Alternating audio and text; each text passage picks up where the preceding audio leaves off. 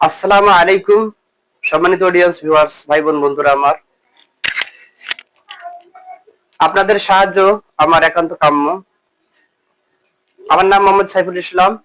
আমি পেশায় একজন অটো চালক। এই অটোটি দেখতে পাচ্ছেন, এটি আমার অটো। আমি রংপুর শহরে বিভিন্ন আনাচে কানাচে এই অটোটি চালিয়ে জীবিকা নির্বাহ করে থাকি। তো গতকাল রাতে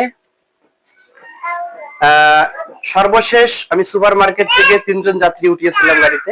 তারা মূলত রংপুর মেডিকেল মোড়ে গিয়ে নামছে। তো তারা বলা বলি করতেছিল যে আমরা এখন গাইবান্ধার দিকে রওনা দিব। গাইবান্ধা স্ট্যান্ডে তাদেরকে নামাই দিছি। তো গাইবান্ধা স্ট্যান্ড নামাই দেওয়ার পর গাড়ি ব্যাক করে আমি এসে ইশার সালাত আদায় করছি। ইশার সালাত আদায় করা শেষে আমি এসে দেখি আমার অটোতে একটি ব্যাগ।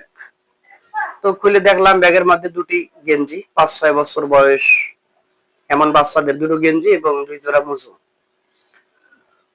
তখন আমি মনে পড়লো যে তারা তো বলা বলি করলো, সর্বশেষ যারা আমার অটো থেকে নামছে তারা তো বলা বলি করলো যে তারা গাইবান্ধার দিকে রওনা দিবে এবং স্ট্যান্ডে নামাই দিলাম। তখন গাইবান্ধা স্ট্যান্ডে গিয়ে একটা বাস দেখলাম যে লোকে ভরপুর। তখন ওখানে গিয়ে বাসের মধ্যে ঢুকে চিৎকার করলাম যে এখানে এমন কেউ যাত্রী আছেন যাদের কোনো কিছু হারিয়েছে, ব্যাগে গেঞ্জি এরকম কিছু। তো কেউ কিছু সাড়া দিল না। পরে ব্যাগটি আমি গাড়ির মধ্যে লটকায় রাখলাম, টাঙায় রাখলাম, যেন মালিক যদি কোনো অবস্থাতে দেখে বা খুঁজে পায় তাহলে আলহামদুলিল্লাহ। তো অনেক চেষ্টা করে পাইনি। তো আমি ব্যাগটি নিয়ে এসেছি।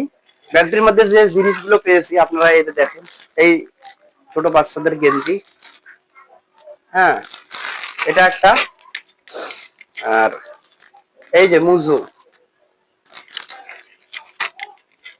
একটি অসাধারণ গেঞ্জি, আর এক জোড়া মুজো দেখতে পাচ্ছেন, অসাধারণ। এই ব্যাগটিতে পেয়েছি। তো আপনারা ভিডিওটা লাইক কমেন্ট শেয়ার করে দিবেন, হ্যাঁ, যেন এই মালিক অব্দি ভিডিওটি পৌঁছে। তাহলে আমি কাল কঠিন কিয়ামতের দিন, হ্যাঁ, মহা মুসিবতের সময় তাকে আর খুঁজে এই ব্যাগটি দেওয়ার প্রয়োজন হবে না। কারণ সেদিন ব্যাগটি থাকবে না, সেদিন নেকি দিতে হবে, বিপদে পড়ে যাব। আপনারা লাইক কমেন্ট শেয়ারের মাধ্যমে ভিডিওটি ছড়াই দিবেন যেন মালিক অব্দি ভিডিওটি পৌঁছে যায়। আর নিত্য নতুন শিক্ষামূলক বা কল্যাণমূলক ভিডিও পেতে চ্যানেলটিতে সাবস্ক্রাইব করে পাশে থাকবেন। আসসালামু আলাইকুম ওয়া রাহমাতুল্লাহি ওয়া বারাকাতুহু।